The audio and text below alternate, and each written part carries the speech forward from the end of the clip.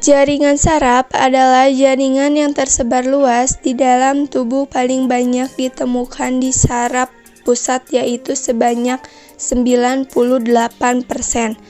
Saraf pusat ini adalah otak dan sumsum tulang belakang. Jaringan saraf adalah jaringan yang berfungsi untuk menghantarkan impuls atau rangsangan. Jaringan saraf terdiri dari sel-sel saraf yang disebut neuron. Jadi, jaringan adalah kumpulan sel-sel jaringan saraf. Sel-selnya adalah sel saraf neuron. Jaringan saraf mengirimkan impuls dari panca indera, dari kulit misalnya, ke saraf atau ke otak atau sumsum tulang belakang, dan responnya dari otak atau sumsum tulang belakang, dan sebalikannya dari saraf pusat ke organ lainnya. Jadi ada dua arah, pertama dari panca indera ke otak atau sumsum tulang belakang, dan responnya dari otak atau sumsum tulang belakang ke organ lainnya. Sel saraf disebut neuron mempunyai 3 komponen utama, yaitu 1. Dendrit adalah penjuluran badan sel ke arah luar dengan ujung yang bercabang-cabang. Fungsi dendrit adalah untuk menerima dan menghantarkan rangsangan ke badan sel. 2. Badan sel adalah bagian neuron yang mengandung nukleus dan sitoplasma. Badan sel terdapat di pusat saraf dan simpul-simpul saraf atau ganglion. Sitoplasma neuron biasanya bergranula.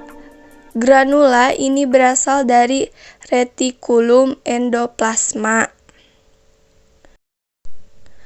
3. Akson adalah penjuluran badan sel ke arah luar. Fungsinya untuk membawa rangsangan dari badan sel ke neuron lain. Akson terlindungi oleh selubung yang terdiri atas selubung mielin dan neurilema. Selubung mielin berfungsi sebagai isolator sekaligus memberi nutrisi kepada akson. Selubung neurilema merupakan selubung luar dari akson. Selubung ini berperan penting dalam regenerasi akson dan dendrit yang rusak. Yang terakhir adalah jenis-jenis saraf ada 3. 1. Sel saraf sensorik. 2. Sel saraf motorik. 3. Sel saraf penghubung. Yang ke-1, sel saraf motorik berfungsi menghantarkan rangsangan dari reseptor atau penerima rangsangan ke sumsum tulang belakang atau otot. Yang kedua, sel saraf motorik berfungsi menghantarkan impuls atau motorik dari susunan saraf pusat ataupun maupun sumsum tulang belakang ke efektor.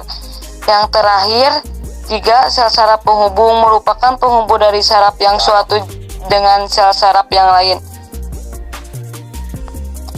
Jadi ini adalah gambar sel saraf sensorik. Jadi kalau kita perhatikan arah rangsangannya, misalnya kulit panca indera misalnya kena tusuk, maka saraf sensorik dapat menghantarkan rangsangan tadi ke saraf pusat sumsum tulang belakang misalnya. Kemudian telah sampai ke tulang pusat, maka impulsnya atau responnya dihantarkan oleh sel saraf motorik. Maka arah rangsangannya ke sini, kebalikannya diterima oleh efektor.